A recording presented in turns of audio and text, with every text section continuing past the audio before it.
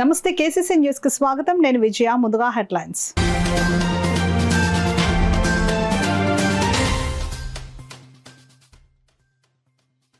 వచ్చిన అర్జీలను సత్వరమే పరిష్కరించాలి. పాడా గ్రీవెన్స్ లో పాల్గొని అధికారులను ఆదేశించిన జిల్లా కలెక్టర్ హరేంద్ర ప్రసాద్.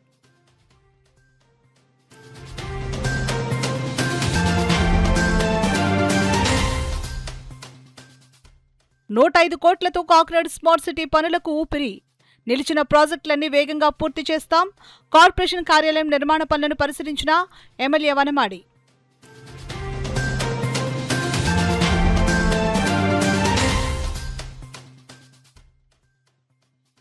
విద్యార్థులు విశ్లేషణ సామర్థ్యాన్ని పెంచుకోవాలి. విద్యార్థులకు జిల్లా కలెక్టర్ హరేంద్ర ప్రసాద్ సూచన.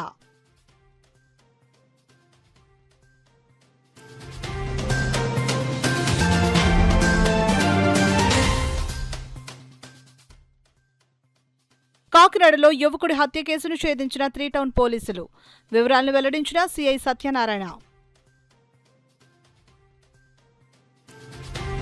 ఇక వివరాల్లోకి వెళ్తే, ప్రజలు తమ సమస్యలపై ఇచ్చిన అర్జీలకు సత్వరం పరిష్కార చర్యలు తీసుకోవాలని కాకినాడ జిల్లా కలెక్టర్ హరేంద్ర ప్రసాద్ అధికారులకు ఆదేశించారు. రాష్ట్ర ప్రభుత్వం సూచన మేరకు ఒక నెల ఒక గ్రామం 4 సందర్శనలు కార్యక్రమంలో భాగంగా పిఠాపురం పాడ కార్యాలయంలో నిర్వహించిన ప్రజా సమస్యల అర్జీల స్వీకరణ కార్యక్రమానికి కాకినాడ జిల్లా కలెక్టర్ హరేంద్ర ప్రసాద్ హాజరయ్యారు. పిఠాపురం నియోజకవర్గం నలుమూలల నుండి వేలాదిగా ప్రజలు తరలివచ్చి తమ యొక్క అర్జీలను జిల్లా కలెక్టర్కు అందజేశారు. పిఠాపురం మండలం పి దొంతమూరు గ్రామంలో ఉన్న గోపాలరావు చెరువుకు సంబంధించి షెల్టర్లు పనిచేయడం లేదని, అదేవిధంగా పంట కాలువల్లో పూడికతీత చేపట్టకపోవడం వల్ల రైతులకు పంటలు పండించుకునేందుకు నీరు అందట్లేదని ఏలేరు డిస్ట్రిబ్యూషన్ కమిటీ సభ్యులు సోము సత్యబాబు, టీడీపీ పిఠాపురం మండల అధ్యక్షుడు సకుమళ్ల గంగాధర్ రైతులతో కలిసి జిల్లా కలెక్టర్కు విజ్ఞప్తి చేశారు. తాము కొనుగోలు చేసిన స్థలంలోకి వెళ్తుంటే విన్నపాల రంగారావు, విన్నపాల చంద్రలేఖ తమపై దౌర్జన్యం చేస్తున్నారంటూ విత్తనాల రామకృష్ణ, విత్తనాల పండు కలెక్టర్కు విజ్ఞప్తి చేశారు. అదేవిధంగా పిఠాపురం నియోజకవర్గంలో పేకాట శిబిరాలు నిర్వహిస్తున్నారని జిల్లా కలెక్టర్కు ప్రముఖ కాంట్రాక్టర్ సోరవరపు దివాణం ఫిర్యాదు చేశారు. పిఠాపురం నియోజకవర్గంలో బెల్ట్ షాపులు నివారించాలని, అక్రమ సారాను అడ్డుకోవాలని మద్యపాన వ్యతిరేక పోరాట సమితి నాయకుడు డాక్టర్ సూర్యనారాయణ కలెక్టర్కు విజ్ఞప్తి చేశారు. సెటిల్ అయ్యి పూర్తిగా పోయి ధ్వంసం అయిపోవడం జరిగింది. వాటి నిమిత్తం కలెక్టర్ గారికి చేస్తే ₹8 లక్షల గ్రాంట్ శాంక్షన్ అయిందన్నారు. కానీ అది ఇప్పటి వరకు ఆచరణలోకి రాలేదు. ఇంకా ఏదో డిజైన్ రావాలా అది అని చెప్తున్నారు. పోయిన సంవత్సరం పంట నష్టపోయాం. ఈ సంవత్సరం కూడా పూర్తిగా పంట నష్టపోయి ఇది ఉంది.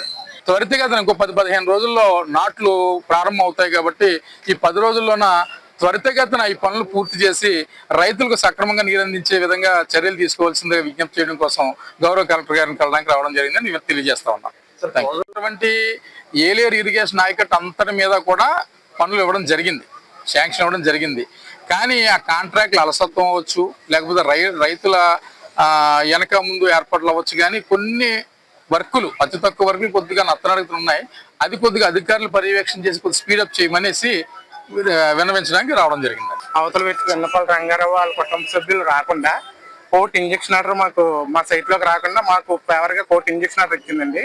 దాని తదుపరి మేము పోలీస్ వారికి ఎస్పీకి కంప్లైంట్ చేసామండి.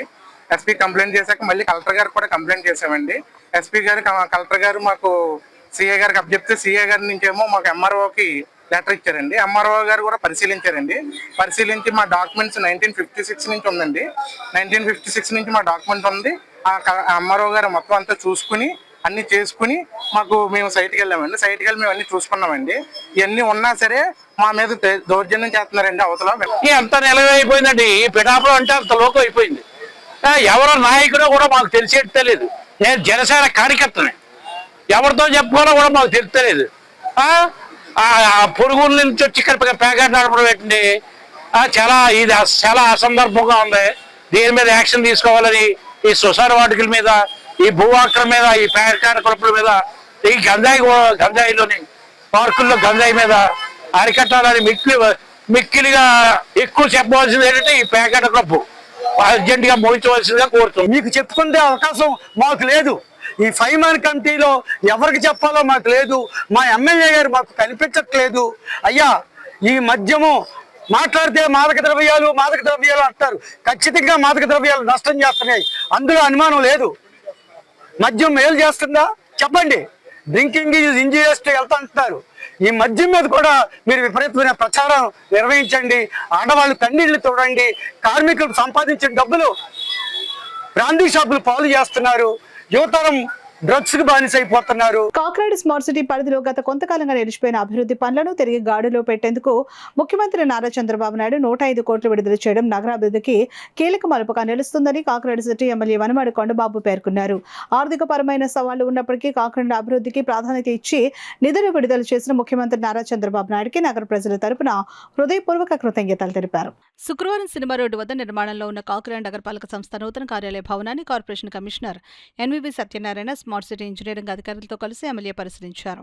అనంతరం ఆయన మీడియాతో మాట్లాడుతూ కాకినాడ స్మార్ట్ సిటీ ప్రాజెక్టు ప్రారంభమైన సమయంలో నగర భవిష్యత్ అవసరాలను దృష్టిలో పెట్టుకుని సమగ్ర కార్యాచరణ ప్రణాళిక రూపొందించినట్లు తెలిపారు. నగరపాలక సంస్థకు అత్యాధునిక సౌకర్యాలతో కూడిన కార్పొరేషన్ భవనం నిర్మించడం, అన్ని పరిపాలనా కార్యాలయాలను ఒకే ప్రాంగణంలో ఏర్పాటు చేయడం, దీర్ఘకాలిక అవసరాలను దృష్టిలో పెట్టుకుని మౌలిక వసతులను అభివృద్ధి చేయడం వంటి అనేక ప్రతిష్టాత్మక ప్రణాళికలను రూపొందించామని ఆయన చెప్పారు. అయితే ప్రభుత్వం మారిన తరువాత గత 5 ఏళ్లలో స్మార్ట్ సిటీ పనులు ఆశించిన స్థాయిలో ముందుకు సాగలేదని, కేంద్ర ప్రభుత్వం విడుదల చేసిన నిధులను పూర్తి స్థాయిలో వినియోగించుకోకపోవడంతో అనేక అభివృద్ధి పనులు మధ్యలోనే నిలిచిపోయాయని విమర్శించారు.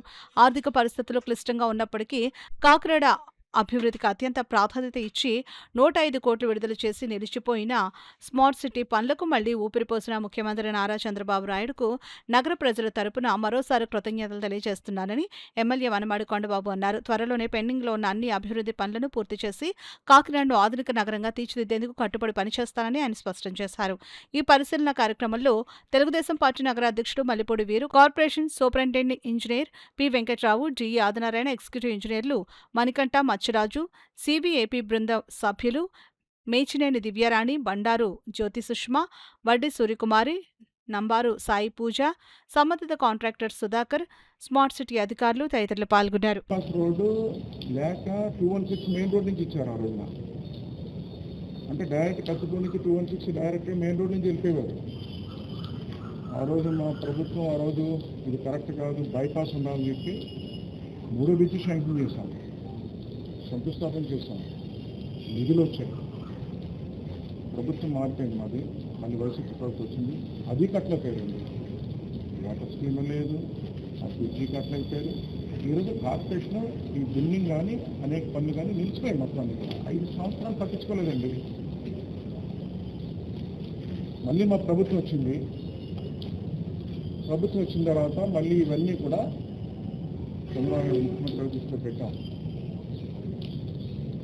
సరే ఇలా నీటిని ఆగిపోయినాయి, వాళ్ళు చేయలేకపోయారు, బిల్డింగ్ ఆగిపోయింది, కార్పొరేషన్ బిల్డింగ్ ఆగిపోయింది, అనేక పనులు ఆగిపోయినాయి, నిధులు ఇవ్వాలని కోరాం. దాంతోపాటు అండి 3 బ్రిడ్జి ఇలాగ వాళ్ళు కట్టలేకపోయారు, ల్యాబ్స్ అయిపోయింది, అది పద్ధతి పెట్టించాల్సారని చెప్పాం. అలాగే వాటర్ స్కీమ్ కూడా వాళ్ళు చేయలేకపోయారు, అది కూడా చేయాల్సారని చెప్పాం.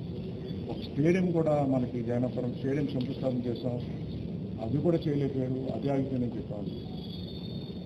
చూడండి, కూటమి ప్రభుత్వం 2 సంవత్సరాలు అయిందండి, 2 సంవత్సరాలు పూర్తి చేస్తున్నారు.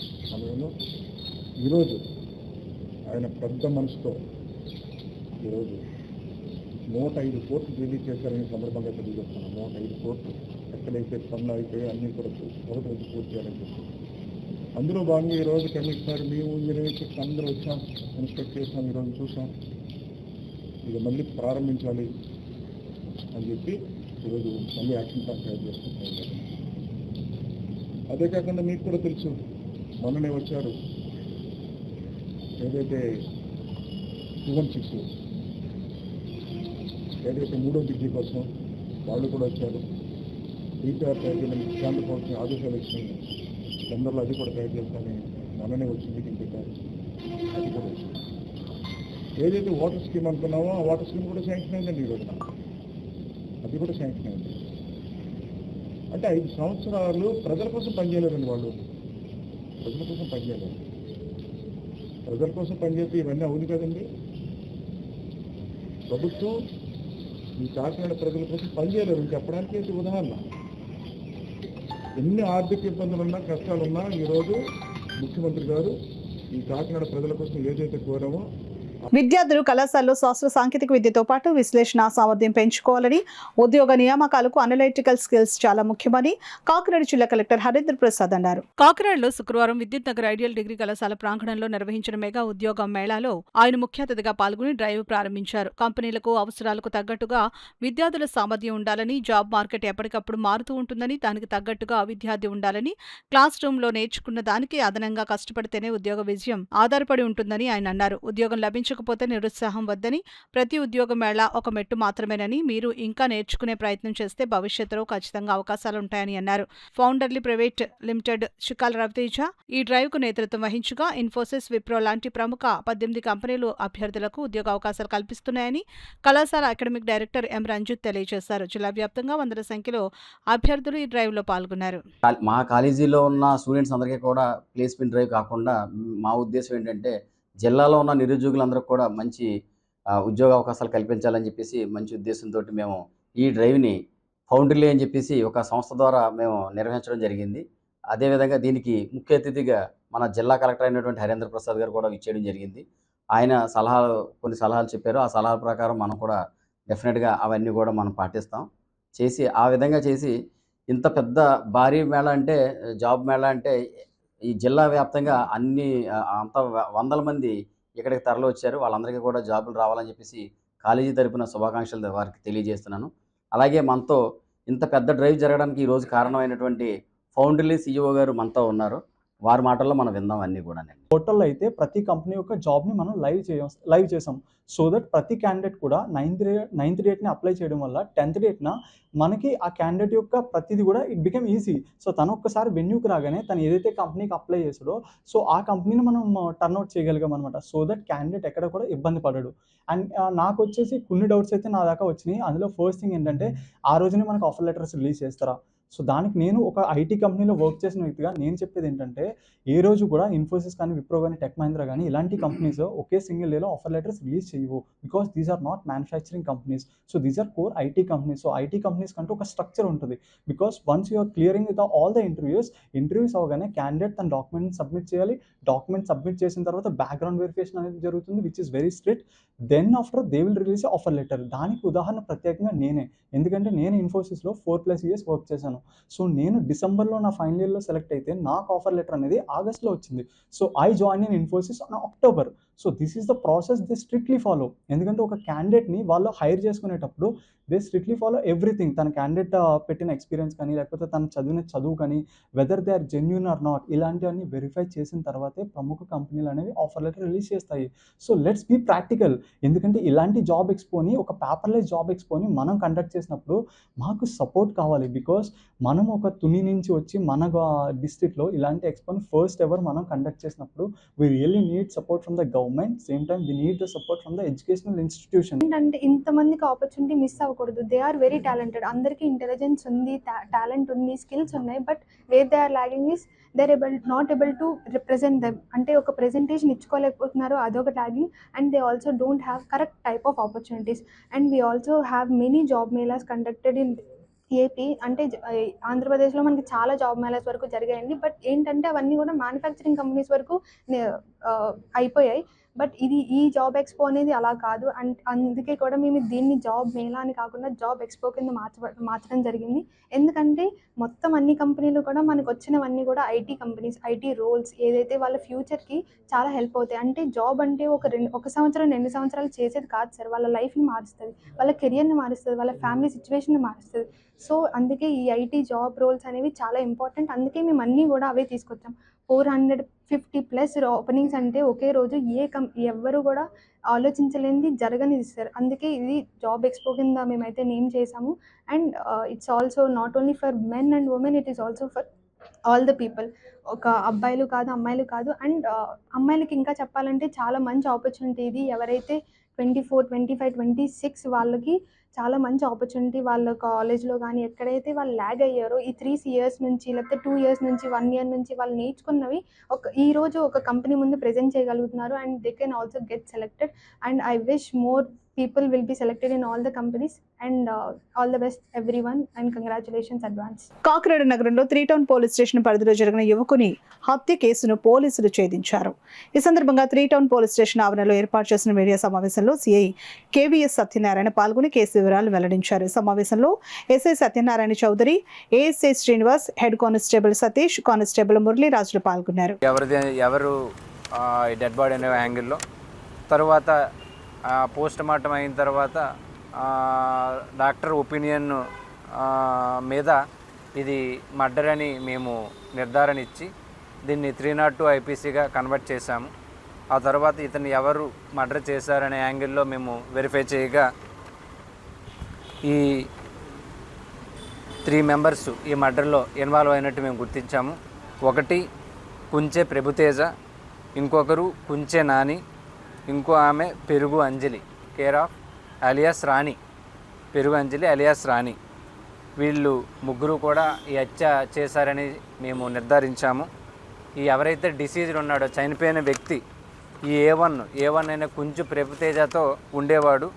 ఈ కుంచె ప్రభుతేజకి ఇన్స్టాగ్రామ్లో కాకినాడ కుర్రోడు అనే వీడియోస్ తీస్తుండేవాడు. అతని దగ్గర హెల్పర్గా ఉండేవాడు, అతని ఇంట్లోనే ఉండేవాడు. తర్వాత ఈ ఎవరైతే డిసీజ్డ్ ఈ ఏ1 దగ్గర నుంచి ఒక 30,000 తీశాడని అనుమానం వ్యక్తమయ్యింది ఈ ఏ1కి. తర్వాత అతన్ని అడిగారు, అతను ఇవ్వలేదు. అది కోపం పెంచుకొని వీళ్ళు ముగ్గురు కూడా ఇతనిని ఎవరైతే డిసీజ్డ్ని ఏదైతే ఈ మసాలా దంచే కర్ర ఉంటుందో దాంతో అదేవిధంగా ప్లాస్టిక్ గొట్టం వీటితో అతని మీద దాడి చేసి ఆ తర్వాత ఫైనల్గా అతన్ని గొంతు నులిమి హత్య చేయడం జరిగింది. హత్య చేసిన తర్వాత సీసీటీవీస్ ఎక్కడెక్కడ లేవో అనే వేస్ ఐడెంటిఫై చేసుకొని ఇక్కడ ఏదైతే నేను ప్రీవియస్గా చెప్పానో సాంబమూర్తి నగర్ ఏరియాలో ఈ బాడీని అక్కడిని డంప్ చేశారు. ఈరోజు వాళ్ళ ముగ్గురిని కూడా మేము అరెస్ట్ చేయడం జరిగింది, జ్యుడిషియల్ రిమాండ్కి పంపిస్తున్నాము. ఈ కేసులో ఇనీషియల్గా క్లూలెస్ లేని కేసుని ఇమీడియట్గా టేకప్ చేసి చాలా తక్కువ టైంలో దీన్ని ట్రేస్ చేసినందుకు ఎవరైతే inspector Satyanarayana, SI Satyanarayana Chowdary, ASI Srinivasu, head constable Satish, constable మురళిని ఎస్పీ బిందు మాధవ్ గారు అభినందించడం జరిగిందండి. కరప శ్రీ కాశీ వారాహి అమ్మవారి ఆలయం ఆవరణలో ఆషాఢ మాసం సందర్భంగా ఈ నెల 15వ తేదీ నుండి 25వ తేదీ వరకు అత్యంత వైభవంగా గుప్త నవరాత్రులు 9 రోజుల పాటు 9 రకాల వస్తువులతో లక్ష పూజలు నిర్వహించడం జరుగుతుందని, ఈ అవకాశాన్ని కరప పరిసర గ్రామ భక్తులందరూ సద్వినియోగించుకుని అమ్మవారి ఆశీస్సులు అందుకోవాలని ఆలయ ధర్మకర్త చిక్కాల దొరబాబు కోరారు. కాకినాడ జిల్లా కాకినాడ రూరల్ నియోజకవర్గం కరప మండలం కరప శివారు కొరుపల్లి గ్రామంలో వేంచేసి ఉన్న శ్రీ కాశీ వారాహి అమ్మవారి ఆలయం వద్ద శుక్రవారం సందర్భంగా భక్తులతో కిటకిటలాడింది. ఆలయ ప్రాంగణమంతా మహిళలతో కిక్కిరిసిపోయింది. గత 21 వారాల నుండి అమ్మవారికి ప్రతి శుక్రవారం కుంకుమ పూజ నిర్వహిస్తున్నారు. ఈ పూజ కార్యక్రమానికి కాకినాడ జిల్లా పరిసర గ్రామాల నుండి అధిక సంఖ్యలో భక్తులు పాల్గొని అమ్మవారి కుంకుమ పూజలో పాల్గొన్నారు. భక్తులకు ఎటువంటి అసౌకర్యం కలగకుండా ఉండేందుకు ఆలయ ధర్మకర్త మండలి ప్రత్యేక ఏర్పాట్లు చేశారు. అమ్మవారి పూజ అనంతరం వచ్చిన భక్తులు అందరికీ భోజనాలు ఏర్పాటు చేశారు. పశువు కొమ్ములు 100 అరటిపళ్ళు, 100 నిమ్మకాయలు, 100 ధాన్యం, 100 బియ్యం, ఇలాగ 9 రోజులు చేస్తామండి. ఇదంతా కూడా స్వచ్ఛందంగా వచ్చిన మహిళలతో చేస్తున్నామండి. 10 మంది బ్రాహ్మణులు ఉంటారు, వాళ్ళతో పాటు స్వచ్ఛందంగా. నేనేమంటానంటే అందరూ వచ్చేటప్పుడు ఒక గుప్పుడు పశువు తెస్తే చాలా ఎక్కువ, గుప్పుడు కుంకుమ, అలాగ డజన్ అరటిపళ్ళు, డజన్ నిమ్మకాయలు అలాగా తెచ్చుకుంటే అందరికీ స్వచ్ఛందంగా చేసుకోవచ్చు. ఒక మనిషి కొనిచ్చేస్తా అంటున్నారు దాతలు, అలాగ ఇచ్చుకుంటలేదు ఎవరు కూడా మేమే ఇచ్చేస్తామని నేను అంటున్నారు. అది కరెక్ట్ కాదు అని అందరినీ భాగస్వామ్యం చేయ ఉద్దేశంతో ఈ కార్యక్రమం చేస్తున్నాం. కాబట్టి ఎవరి కాళ్ళు తెచ్చుకోమని దానికి కూడా చెప్తున్నాను. అలాగే ఇది చూడండి, నవరాత్రులు చాలా చేశారని నేను ఒక చీర కోట్, అమ్మవారికి పచ్చ అంటే ఇష్టం. అమ్మ కాశీ వారాహి అమ్మవారికి పచ్చ చీర, పచ్చమాల వేసుకుంటారు, పచ్చ గాజులని. అలాగే పొద్దున టిఫిన్, మధ్యాహ్నం భోజనం, సాయంత్రం టిఫిన్ కూడా ఈ 3 పూటలు కూడా ఇక్కడే. ప్రతిరోజు వాము ఉంటుంది, అలాగే పూజలు కూడా ఇక్కడ ఉంటాయి. ఇది మన రాష్ట్రానికి ఒక ట్రెండ్, అంటే దిక్సు ఎవరొకరు దాంతి కట్టాలి. చూడండి, ఎవరికైనా చేరే ముందు సంకల్పం ఉంటే కానీ అవ్వదు. అలాగే రాష్ట్రానికి మేము సంకల్పం తీసుకున్నాం. ఎవరి భారతదేశానికి కూడా ఇది ఒక దిక్కుసూచిగా వెళ్తారు. ఎందుకంటే వైబ్రేషన్ మనం ఏం చేసాం సరే, వైబ్రేషన్ లేకపోతే కాశీ వారాహి అమ్మవారి వైబ్రేషన్ లేకపోతే ఇంతమంది ఆడవారు తీసుకొస్తాం అనేది నా వల్ల జరగదు.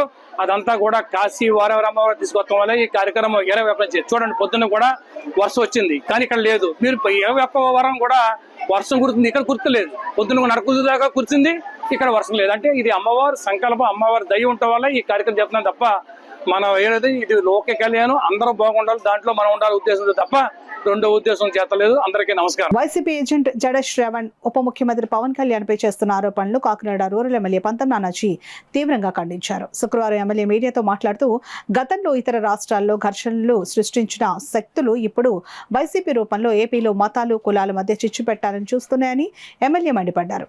ఒక రకమైన భయాన్ని ప్రజల్లో తయారు చేస్తూ ఉన్నారు. నేను ప్రజలకు ఒకటే ఇచ్చుకుంటా ఉన్నాను. మీరు గత 5 సంవత్సరాల పరిపాలన చూశారు.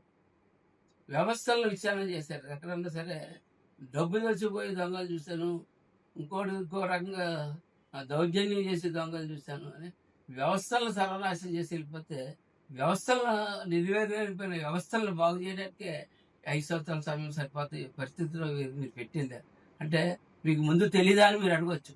నిజంగా ఇంత దారుణం ఏదో అవినీతికి పాల్పడ్డారు, అడ్డగోలుగా దోచుకున్నారు అన్నదే అనుకున్నాం. కానీ మేము పరిపాలనలోకి వచ్చాక చూస్తే ఏ వ్యవస్థ కూడా దాని పరమైన రికార్డుల్లో దాని పక్కన ఎంబుక్కులు చూస్తే అక్కడ రికార్డ్ చేద్దాం అంటే ఎంబుక్కులు చూస్తే ఎంబుక్కుల్లో పేజీలు తీపించిన ఎంబుక్కులు ఇంజనీరింగ్ సైడ్లోకి వెళ్తలోకి అలా హౌసింగ్ సైడ్లోకి వెళ్తలోకి ఒక సైడ్ నింపేసి రకరకాలుగా ఎత్తర చేసేసి టోటల్ వ్యవస్థలను భ్రష్టు పట్టించి సర్వనాశనం చేశారు. ఈ వ్యవస్థల రిపేర్కే చాలా కాలం పడతా ఉంది దానికి. అయినా సరే అనుభవం గల చంద్రబాబు నాయుడు గారు, ఎంతో మంచి హృదయం గల పవన్ కళ్యాణ్ గారు ఇద్దరు కలిసి కేంద్రం నుంచి కూడా పెద్ద ఎత్తున నిధులు తెచ్చి వాళ్ళ రాష్ట్రంలో కనెక్టివిటీ కల్పించారు. ప్రతి చోట రోడ్లో ఒక చోట నుంచి చోట వెళ్ళాలంటే కనెక్టివిటీ కల్పించారు. తెల్లారిలోకి పరిశీలిస్తూ ఉన్నారు.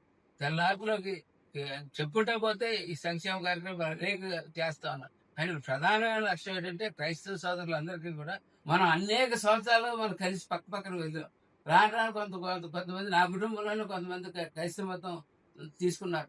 క్రైస్తవ మతం వాళ్ళకి నచ్చిన మతం వాళ్ళు తీసుకుంటారు. అసలు సనాతన ధర్మం అంటే అసలు యూస్లెస్లో ఇవి ఆఫీస్ కట్టుకాడికి సనాతన ధర్మం అంటే ఏంటో తెలుసా?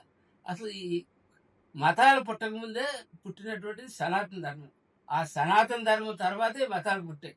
అది ఎవరైనా సరే ముందు తెలుసుకుని సనాతన ధర్మం అంటే మీరు ఏదేదో అర్థాలు తీసేసి ఏదేదో మాట్లాడేసి ఏదేదో లెక్కలు వేసేసి ఏదేదో ముద్ర వేసేవద్దని చెప్తా ఉన్నారు.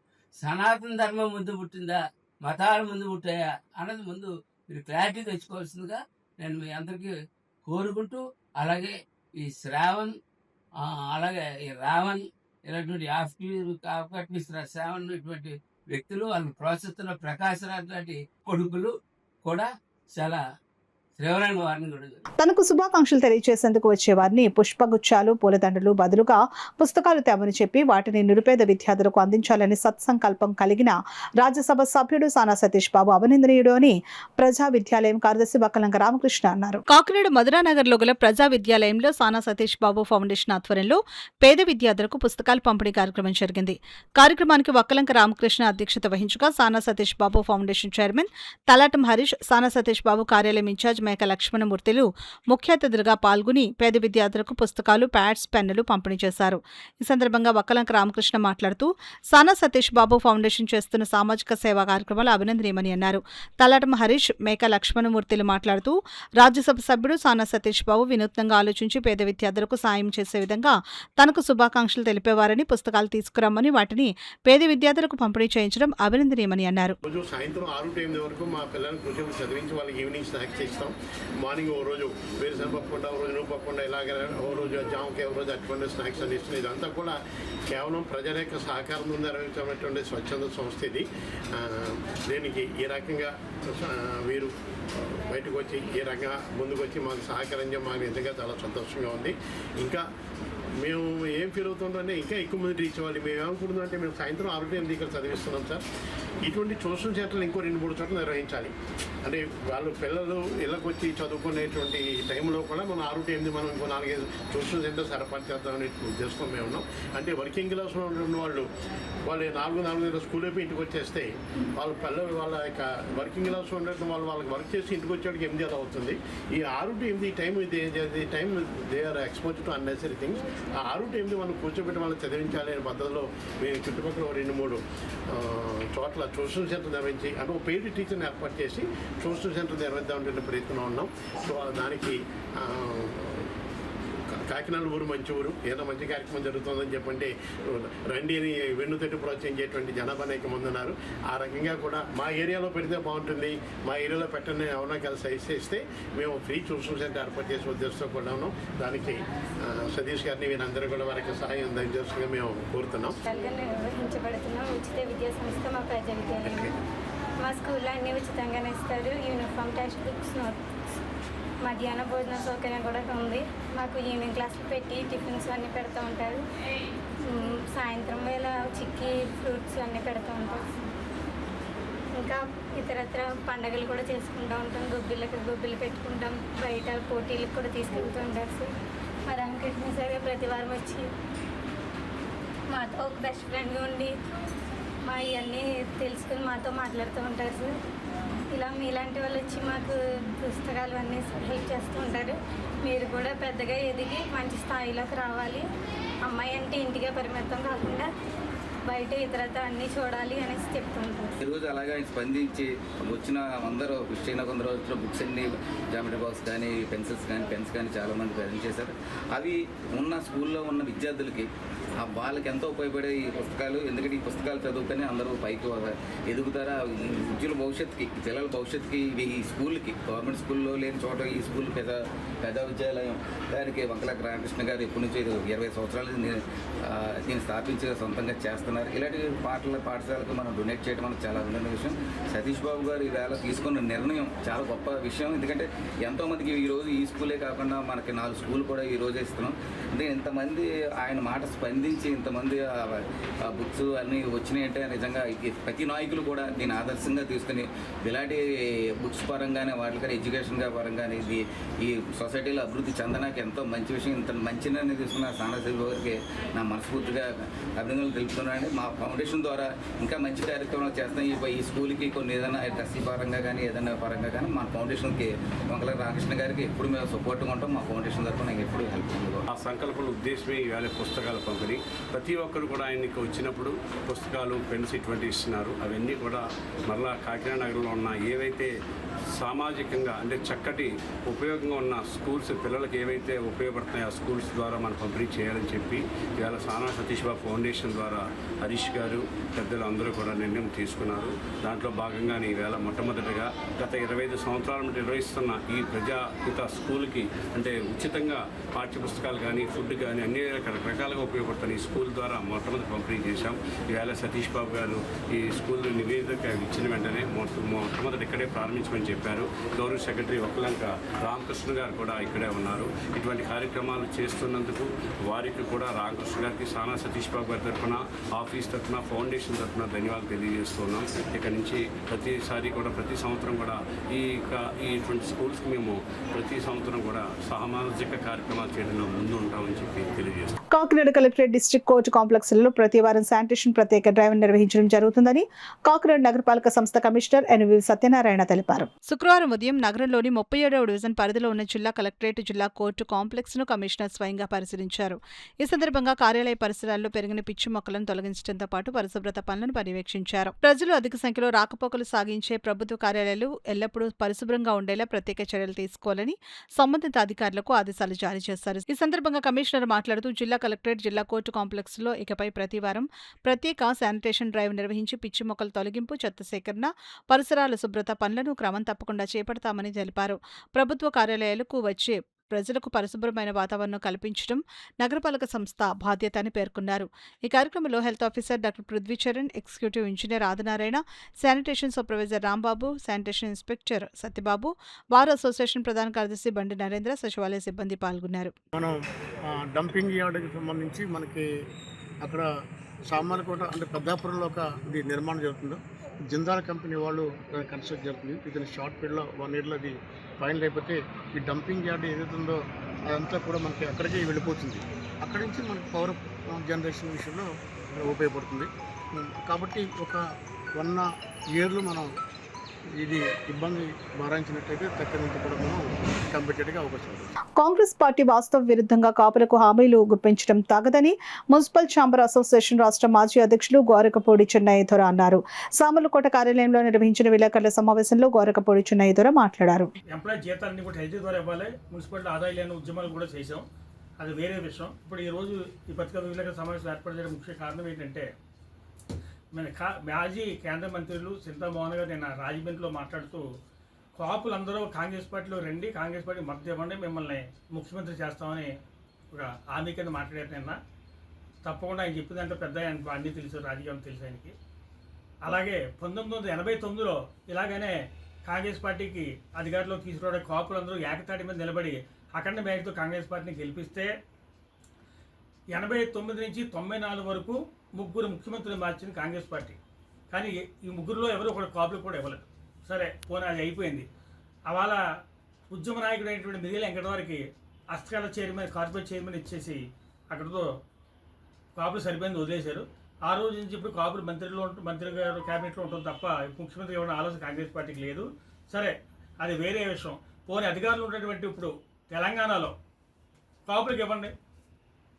మా కాపుల్లో ఉన్నటువంటి సీనియర్ నాయకులు అయినటువంటి వి హనుమంతు కానీ, కేసీఆర్ కానీ, ఆ రోజు రాజీవ్ గాంధీ గారు కూడా నేను వాళ్ళ ఎయిర్పోర్ట్లో కూడా ఉండడం జరిగింది. మే 20 తారీఖు 1991లో రాజీవ్ గాంధీ గారు పెరందూరు మీటింగ్కి వెళ్తూ హనుమంతు నెక్స్ట్ ముఖ్యమంత్రి గారికి కూడా హామీ ఇవ్వడం కూడా జరిగింది ఆ రోజు. దాన్ని కాంగ్రెస్ పార్టీ విస్మరించిన తర్వాత కూడా కాపులకు ఎవరు చేయలేదు. కాబట్టి మీరు ముందు తెలంగాణ చేసి అప్పుడు ఆంధ్రప్రదేశ్ గురించి మాట్లాడి అప్పుడు ఏం చేయాలో మేము నిర్ణయించుకుంటాం. ఏలేశ్వరంలో నగర పంచాయతీలో జరుగుతున్న అవినీతిపై ప్రశ్నిస్తే పోలీసులు కేసులు నమోదు చేయడం జరిగిందని పైలా సుభాష్ చంద్రబోస్ ఆరోపించారు. శుక్రవారం కాకినాడ శాంతి నివాస్ లాడ్జ్లో ఏర్పాటు చేసిన మీడియా సమావేశంలో ఆయన మాట్లాడారు. ఏలేశ్వరం జగనన్న కాలనీలో అక్రమ వసూళ్లు పాల్పడుతున్న వారిపై ఫిర్యాదు చేయడం జరుగుతుందని తెలిపారు. ఈ సమావేశంలో న్యాయవాదులు అజయ్, ప్రతాప్ తదితరులు పాల్గొన్నారు. కాకినాడ సూపరింటెండెంట్ ఆఫ్ పోలీస్ వారిని అడిగిన నాటే ద్వారా డీజీపీ గారు, డిఐజీ గారు ఆఫీసుల నుంచి ఎస్పీ ఆఫీస్కి సెక్షన్ 6 ఆఫ్ 3 ప్రకారం ఫార్వర్డ్ చేశారండి. అంటే ఇచ్చే రైట్ ఎస్పీ గారికే ఉంది. జిల్లాలో ఏ సీసీటీవీ ఫుటేజ్ ఇవ్వాలన్నా సరే ఇచ్చే అధికారం ఎస్పీ గారికి ఉంది. కాబట్టి డీజీపీ ఆఫీస్ ద్వారా, డిఐజీ ఆఫీస్ ద్వారా ఎస్పీ గారికి ఫార్వర్డ్ చేశారండి. ఎస్పీ గారు చాలా తెలివితేటలుగా కాలయాపన చేద్దామని ఉద్దేశంతో ఈ సీసీటీవీ ఫుటేజ్లు మీరు ఇవ్వండి అని చెప్పేసి స్థానిక ఎస్హెచ్ఓలు, ఏలేశ్వరం ఎస్హెచ్ఓ, పత్తిపాడు ఎస్హెచ్ఓలకు ఫార్వర్డ్ చేశారండి. అసలు అక్కడ ఎస్హెచ్ఓలకు ఫార్వర్డ్ చేయకూడదు. ఆయన నోడల్ ఆఫీస్ ద్వారా ఆయన తెప్పించి ఇవ్వాలి. కాలయాపన చేయాలనే ఉద్దేశంతో ఎస్హెచ్ఓలకు ఫార్వర్డ్ చేశారండి. తర్వాత ఎస్హెచ్ఓలు అది మేము ఇవ్వడానికి కుదరదని చెప్పేసి మా దగ్గర పంపించారు. ఆ రోజు కూడా ఎస్హెచ్ఓలకు ఇది ఇచ్చే అధికారం మాది కాదు, ఎస్పీ గారికి ఉందని కూడా మాకు తెలియజేయలేదండి. తర్వాత మళ్ళీ మేము ఫస్ట్ అప్పీల్ ఎస్పీ గారికి వెళ్ళానండి. ఎస్పీ గారు హాస్యాస్పదమైన విషయం ఏంటంటే, మేము అడిగిన ఫుటేజ్ మేము ఇవ్వము, పైగా సీసీటీవీ ఫుటేజ్లు ఎక్కడ ఉంటాయో కూడా మాకు తెలియదు అంటున్నారండి ఆయన. ఇవన్నీ కూడా నా దగ్గర సాక్ష్యాధారాలతో సహా ఉన్నాయండి. సీసీటీవీ ఫుటేజ్లు ఎక్కడ ఉంటాయో మాకు తెలియదు, పైగా మా వద్ద కూడా అందుబాటులో ఉండమని చెప్పేసి ఒక రిప్లై మరి ఆయన ఏ రకంగా ఇచ్చారో కూడా మాకు తెలియదండి.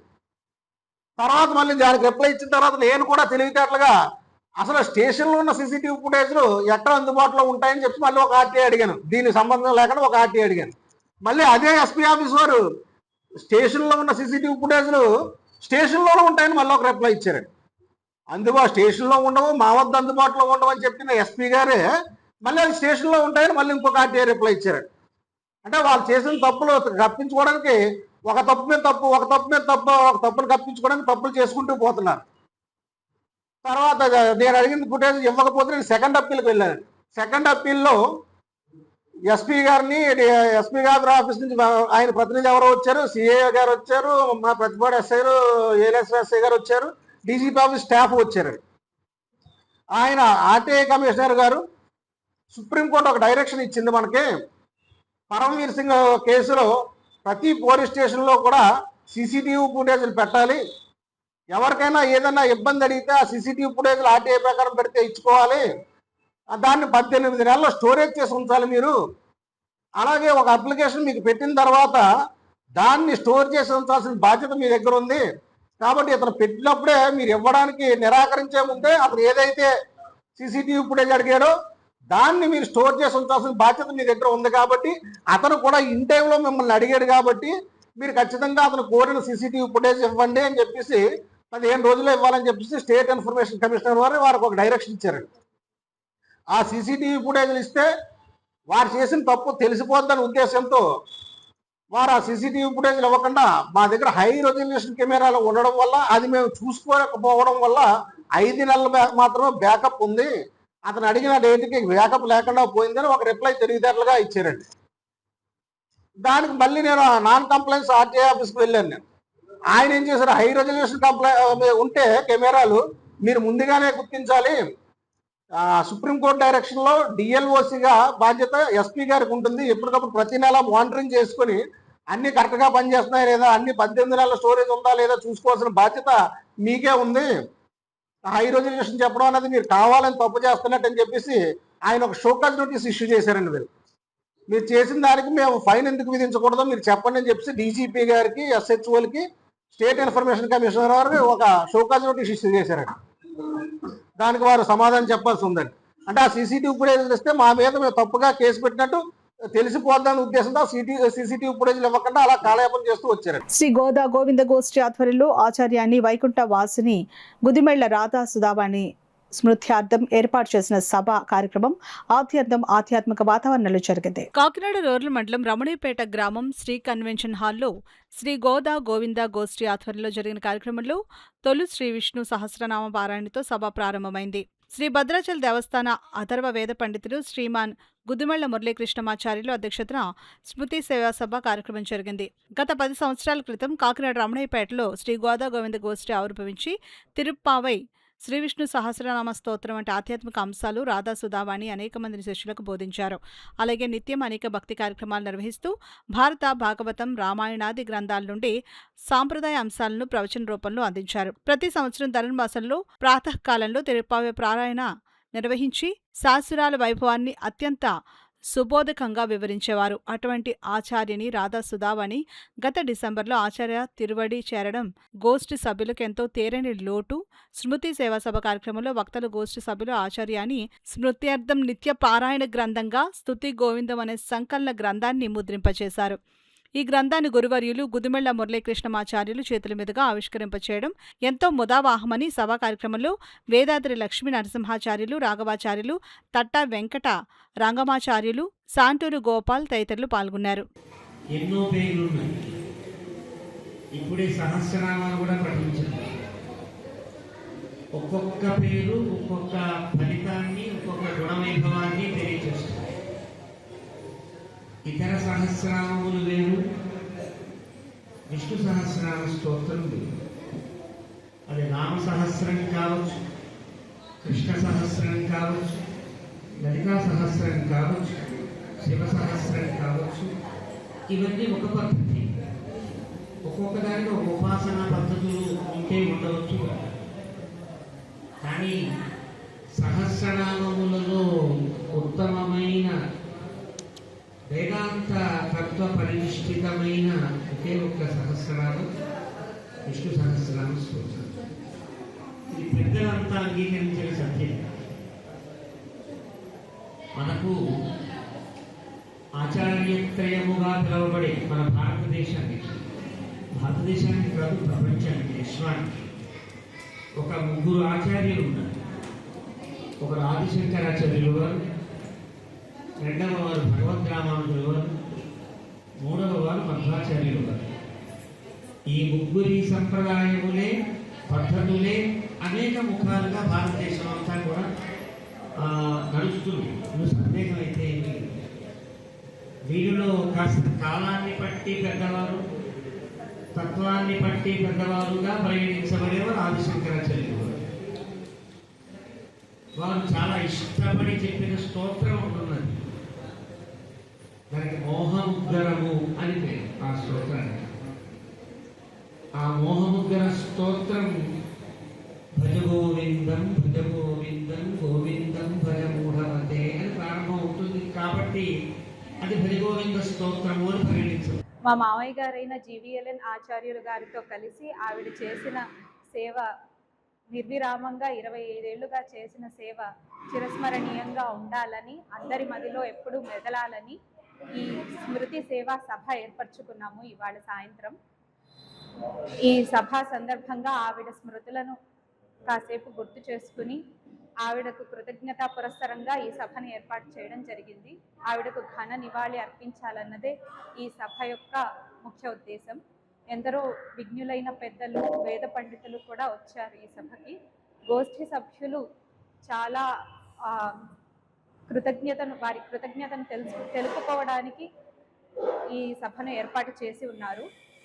ఈ సభ సందర్భంగా ఇంకొక ముఖ్య కార్యక్రమం ఏంటంటే శ్రీ స్తుతి గోవిందం అన్న ఒక పుస్తకం, అందులో తిరుప్పావై తదితర వైష్ణవ శ్లోకాలు ఇమిడ్చి ఉన్నాయి.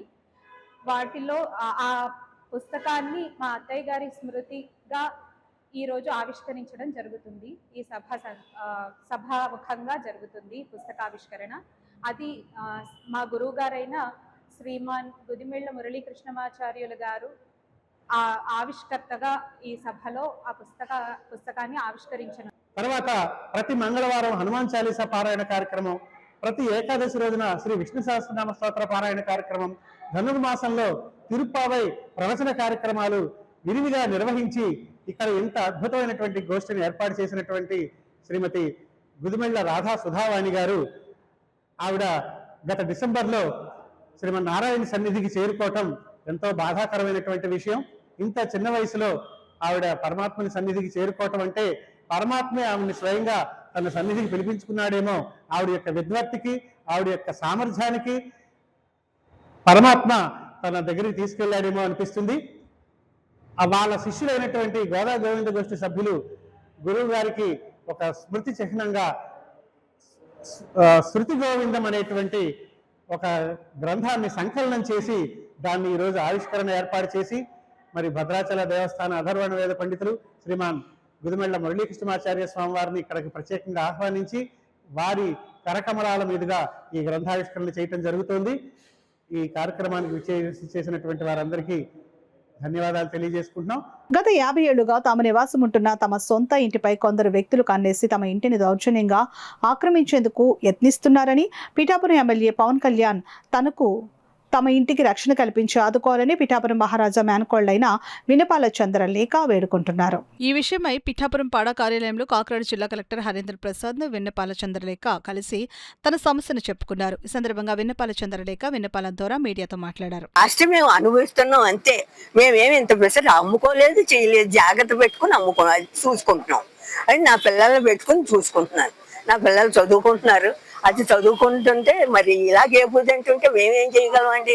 అంత కష్టం పెట్టేస్తే మాకేమి ఇంకా ఇతర ఎక్కడ మేము ఆస్తులు గట్రా మేము ఎవరిని తీసుకోలేదు. మా ఆస్తే మేము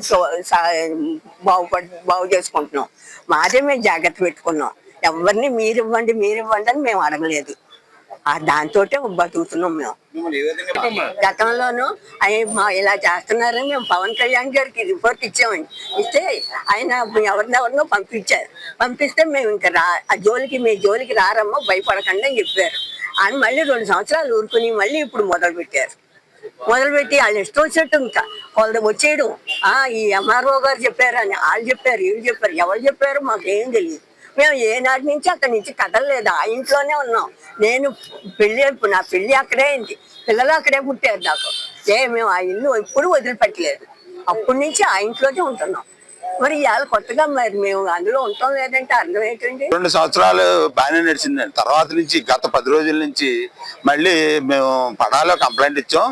ఎంఆర్ఓ గారికి వచ్చి కొలుస్తారు అని చెప్పి ఎంఆర్ఓ గారు నోటీస్ ఇచ్చారండి. ఎంఆర్ఓ గారికి మళ్ళీ రిప్లై ఇచ్చామండి. అయ్యా మేము కోర్టులో ఉన్నదండి, కోర్టులో నడుస్తుండగా మీరు రాకూడదు అని చెప్పి మా లాయర్ గారు అన్నారని రిప్లై ఇస్తే దాన్ని పట్టించుకోకుండా సర్వేయర్ గారికి ఇచ్చారండి. సర్వేయర్ గారు కూడా అలాగే రిప్లై ఇచ్చారండి.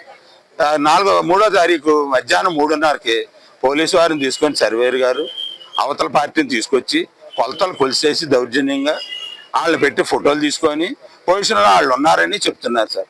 50 సంవత్సరాలు పుట్టిన దగ్గర నుంచి మేమే ఉంటే పొజిషన్లో వాళ్ళు ఉండడం ఏంటండి?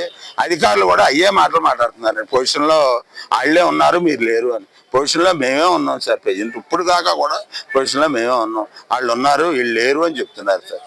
ఇది ఎంతవరకు న్యాయం అండి? పవన్ కళ్యాణ్ గారికి చెప్పుకున్నామండి, అప్పుడు సాల్వ్ అయిందండి. మళ్ళీ మొదలు పెడతారండి. మనశ్శాంతిగా మమ్మల్ని బతకనట్లేదండి. రెవెన్యూ వారు, పోలీసు వారు అందరూ కలిపి మమ్మల్ని బతకనట్లేదు సార్. మీరే మమ్మల్ని కాపాడాలి, లేకపోతే వేరే ఇంకా దారి ఏమీ లేదండి. వార్తలు ముగించే ముందు ముఖ్యాంశాలు మరోసారి.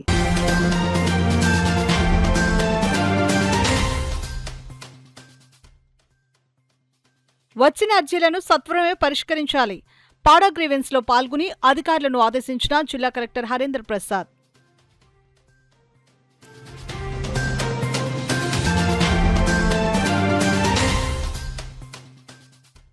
105 కోట్లతో కాకినాడ స్మార్ట్ సిటీ పనులకు ఊపిరి. నిలిచిన ప్రాజెక్టులన్నీ వేగంగా పూర్తి చేస్తాం. కార్పొరేషన్ కార్యాలయం నిర్మాణ పనులను పరిశీలించిన ఎమ్మెల్యే వనమాడి.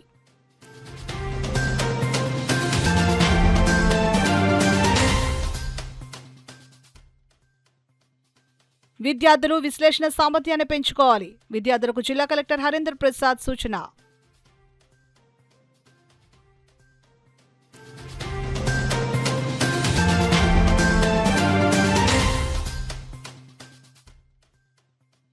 కాకినాడలో యువకుడి హత్య కేసును ఛేదించిన 3 టౌన్ పోలీసులు. వివరాలను వెల్లడించిన సిఐ సత్యనారాయణ. ఇవి ఇప్పటివరకున్న వార్తల సమాహారం. నమస్కారం.